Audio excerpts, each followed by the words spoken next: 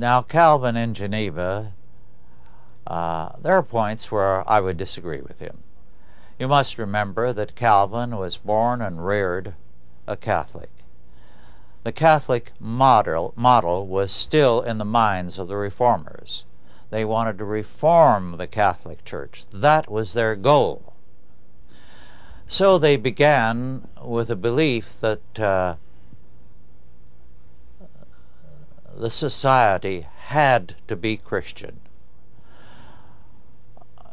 Now, Calvin in Geneva never commanded the city. He was an outsider brought in as a kind of efficiency expert to make a city that was a business community function. Prior to his coming, drinking, fornicating, and gambling occupied too much of the people's time, and efficiency was going downhill. They liked Calvin because he brought about efficiency.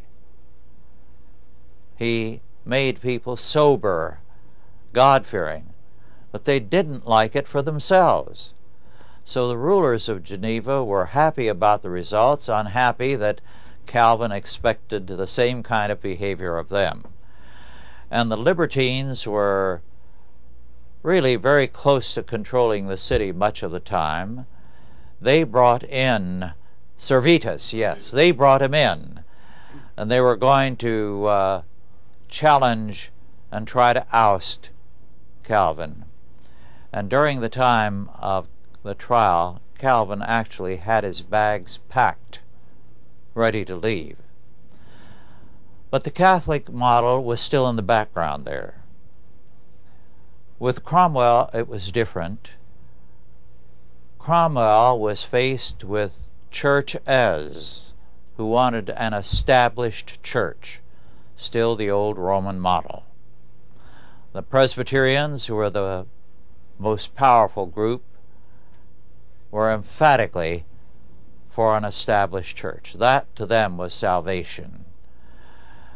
The Separatists disagreed with that, but the other groups basically wanted to command the establishment.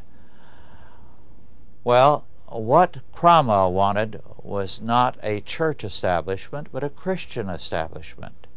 He wanted England committed to a Christian faith, not to a church. That's what he worked for. He had to fight the churches. It was the churches that defeated Calvinism, and most of all the Presbyterians.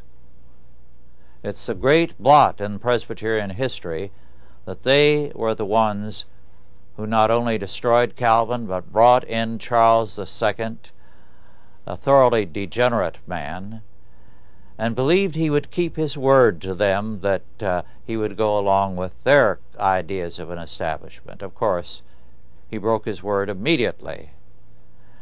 And 2,000 clergymen had to leave the Church of England, and the Presbyterians in time virtually died out in England.